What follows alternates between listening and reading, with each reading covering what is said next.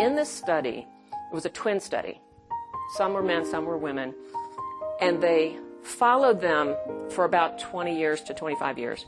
And the longer time it took to get pregnant also had the highest overall mortality rate. This was more so in women.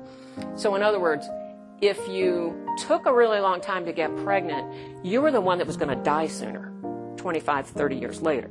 And that kind of makes sense because most of what keeps us from being able to get pregnant are metabolic issues and inflammation and oxidative stress and all those things that lead to chronic illness. This one comes from Fertility and Sterility just a couple years ago. This is a main conventional OBGYN journal, and they did a study. This is a pilot study, so it wasn't very big.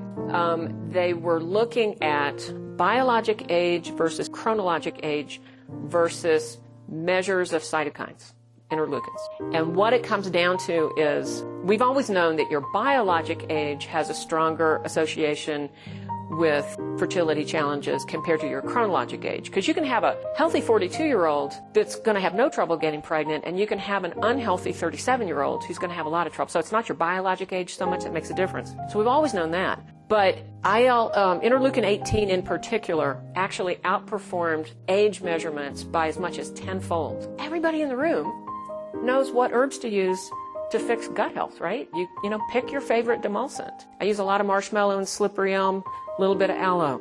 Pick your carminatives or your bitters because that's going to improve your bile production. It's going to improve peristalsis. Peristalsis is important because if you're constipated, I'm going to get to that in the next slide, in a woman, that can be really problematic.